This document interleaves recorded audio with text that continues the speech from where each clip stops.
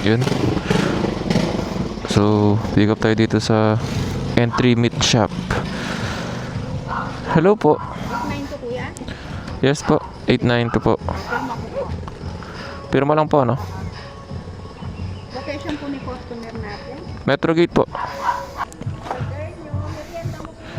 Ay, thank you po. Alam, binigyan po tayo merienda. Bait. Ma'am, thank you po. Bait to. Grabe. Binigyan tayong merienda. Okay po, thank you po. Thank you po, ma'am. Grabe to. Meron sila pang merienda, no? Galing eh. Ipti natin mamaya yan. Kung naghintay tayong booking. Sakto, di pa ako makain. Hindi kasi ako makain eh. Pag umalis ako sa bahay, matik. Walang tayo dat kainin. Kasi pag may kinain tayo, tatama rin na tayo magtrabaho. Badyo, you know.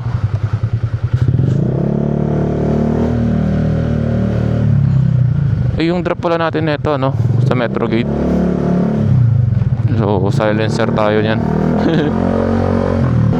Ang bigat ng ano, dala na natin pala, oh. Nararamdaman ko yung box. Parang umihiwalay sa motor. Grabe, ang bigat ah. So, press ko ngayon. Kahapon.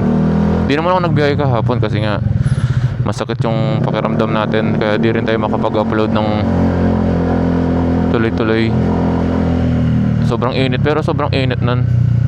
Last 2 days, di ba? Sobrang init. Sumakit pakiramdam ko sa araw nun. Sobrang init. Ngayon, tingnan nyo. Parang, you know, parang uulan, boy.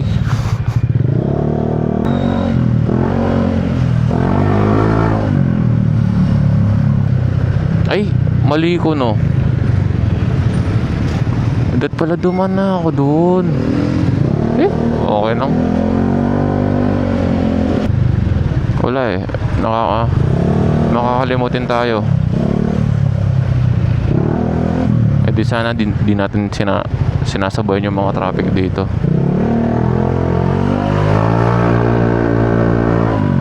Okay lang. Ito na tayo.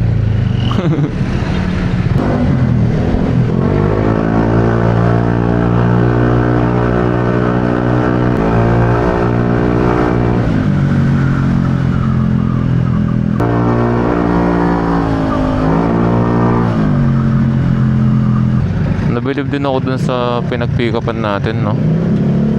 Tignan mo, yung business niya, hindi naman masyado kalaki yan. Hindi katulad ng mga...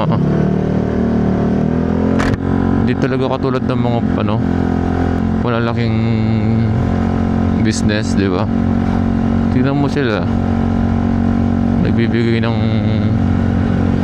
biskuit, tinapay, tubig. Yung malalaking business, hihingi ka ng tubig, pagbubusita ka pa ng trabahador nila eh. Parang masama pa yung loob na binigyan ng tubig eh. Parang napagod pa dun. May mga ganun talaga. Pero ganyan talaga yung life. Kung sino pa yung mababa, sila pa yung totoong matulungin, no? Kaya mas magandang yumayaman pa yung mga nasa baba eh.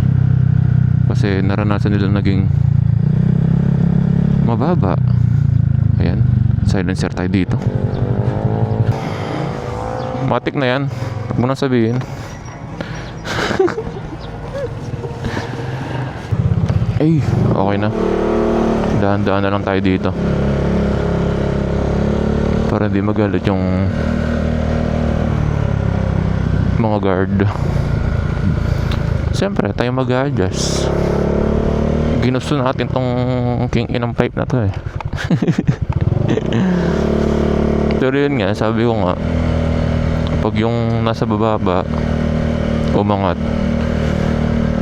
mas sila pa yung nagbibigay ng tulong. Kasi nga naranasan nila yung naging mababa, diba? Pero di ko naman nilalahat ng nasa taas. Madamot. Marami lang sa kanila. Kasi alam nyo, pag kami nagdi-deliver, talagang mapapansin namin yan. Na pag yung customer namin, subdivision, ganda ng bahay, ang taas, no? Walang tip yun. Kahit magkano. Pero okay lang yan. Pero yung mga bahay na sa ano lang, skinita, mga ganyan, puti, sila pa yung malaki magbigay ng tip. Promise. Alam ng mga rider yon. Pero may nagbibigay rin naman dun sa mga gandang bahay. Pero ilan lang talaga sila, sobra. Ilan lang, promise. Pero ganun pa man, ayan natin sila kung magbibigay sila ng tip o hindi. Wala naman sa nila yun eh. Wala naman sa pag-order nila na magbigay sila ng tip. Nasa kanila na lang yan, no? Ayun, nandito na tayo. Ito yun. Call na lang natin customer. Feeling ko ito. QR pala to. Yung QR naman, bagong update ni Grab to eh. Hello po. Ito siya. Ang bigat nito. Frozen meat. So QR to, no. Bagong update ni Grab to na i-scan nila yung QR ko. Pwede to kita, no. Gcash pwede yan. Ma'am, QR po kayo, no? Hello po. Sige po. Ayan siya. Okay po. 1,092 po, no? 1,092. Apa. Pag nawala ito, nabayad na yan. Sige po. Ay, okay na po. Thank you po. Thank you po, ma'am. Sige po. Lagay ko muna po dito. Ay, ma'am, thank you po. Thank you po. God bless po. First time ko mag-QR. Pwede palang QR. Opo, pwede po siya. Gcash po. Nag-load. Para po di... Opo. Yes po. Okay. Okay po, thank you po, ma'am. Maraming salamat po. Yun, okay na. Binigyan tayong tip. Ang bait ni ma'am.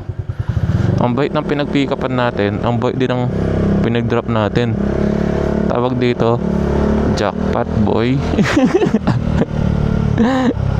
So yun, okay na. Na-drop natin ng maayos. Yung frozen meat. Ang bigat na. Pero okay lang. So hanap lang tayo ulit booking nito, no? Labas muna tayo dito. So thank you guys.